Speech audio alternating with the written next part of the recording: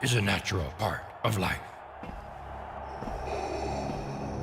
Foolishly, you hold to hope for the life you once had. The secret apprentice of Vader, the man turned clone, torn between the light and darkness. It is Starkiller.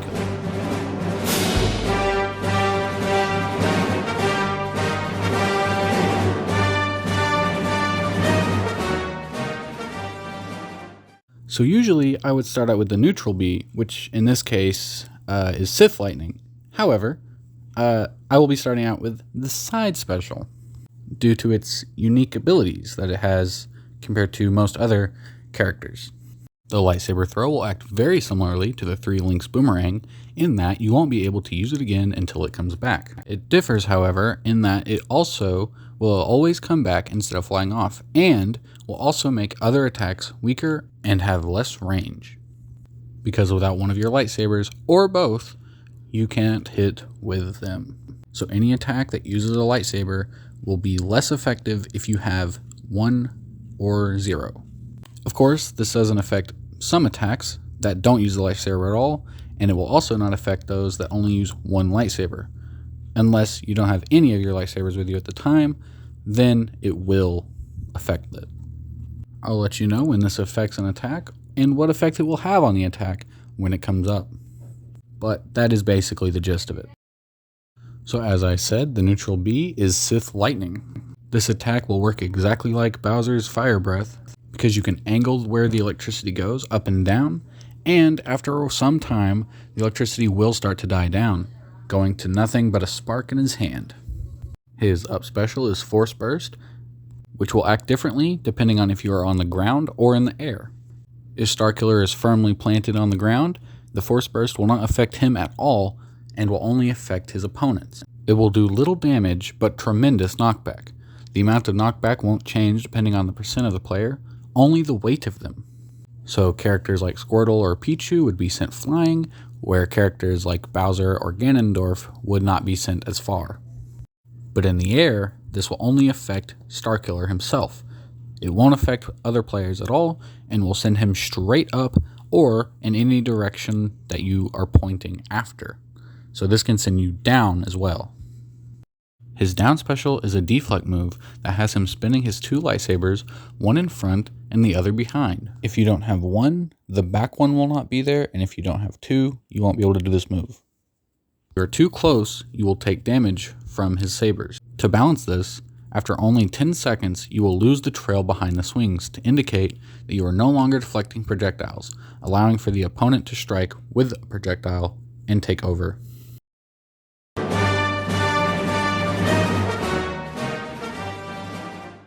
Starkiller's jab will be a 2-hit jab, the first hit being a downward strike with his front hand, and his second being an upward strike with his backhand. His final hit will be a rapid jab, where he spins in place, making a giant whirlwind of lightsaber energy.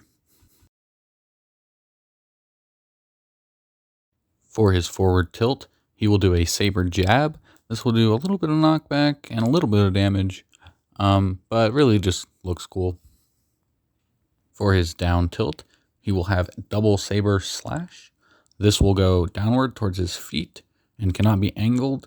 The knockback will send them upward, allowing for good combo starters.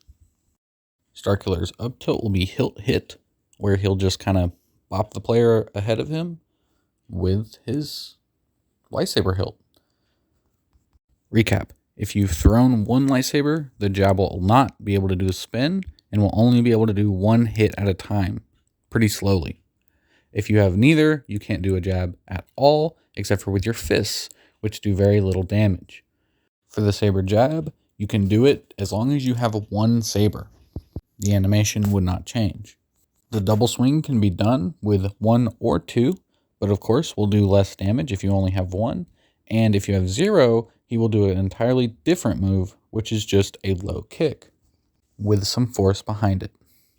And the hilt hit can be done with 1 or 2, but if you have 0, he will just do a normal uppercut.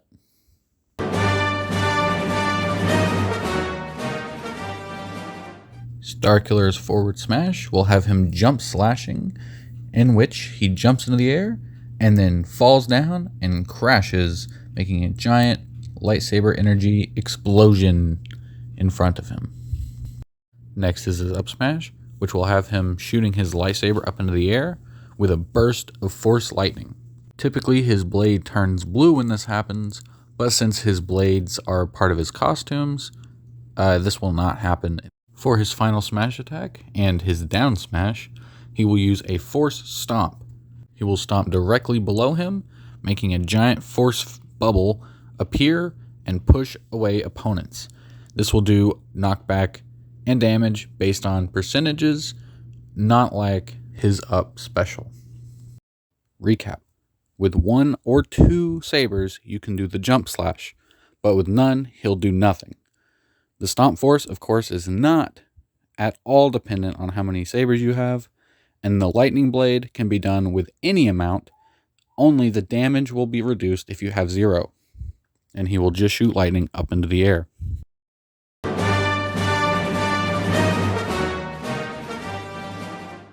With Starkiller's neutral air force burst, you can push opponents away from any direction. This will work as a really good get off me move. His back air is spin saber, which will do damage in all directions around him. However, since he is moving counterclockwise, the knockback will send them backwards regardless. It will send them up if it's in front, however, so it's more of an up air if they're in front of you. His down air is force pull, which will have him shoot straight down towards the ground. If he's not above ground, it will do nothing, unless there's a player below him, in which case it will force grab them, bringing them to him, allowing him to pummel until they land safely on the ground. He can move slightly left and right while in free fall while they're grabbed. So he is one of 2 characters we made so far, and that would be in the game, that can grab while in the air, but it's more of a command grab. He can also grab opponents while he's above ground, but they have to be directly below him as soon as he uses the move. His forward air is also a saber jab. This can be done with 1 or 2 sabers, but with 0, he'll just punch the air. And finally, his up air is force push. This has a lot wider range compared to the force pull move, and this is because instead of grabbing the opponent, it will push them away from him. Recap. The saber spin will do less damage and only have half of the hitbox if you have 1 saber. If you have 0, he will still do the spin, but the damage will only be done with his fists. So this would lower the range quite significantly.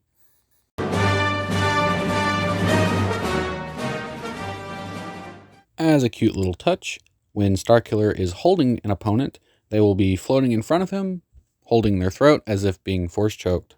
And for his forward, back, and up throw, it will be a simple force throw, with the forward throw being launched in front of him and can be angled slightly up and down, not changing the arc too much directly in front, but can change overall dramatically at a long distance.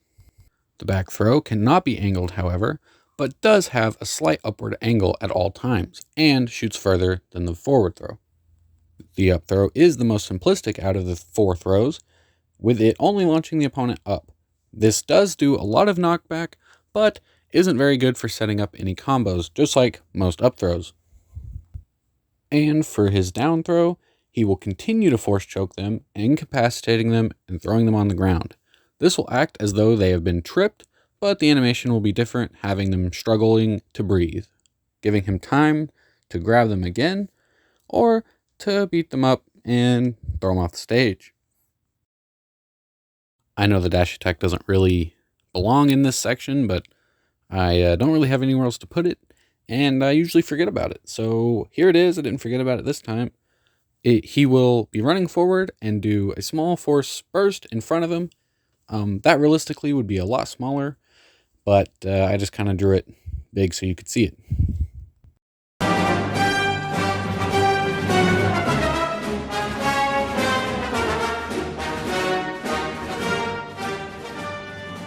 The final smash would start with Starkiller grabbing the nearest opponent. You cannot dodge this no matter what. And then he will start charging up for his Force Repulse Blast. This will disintegrate all opponents and instantly launch them all into the blast zone. You of course have to be in range for this to work, but the closest opponent will always get destroyed.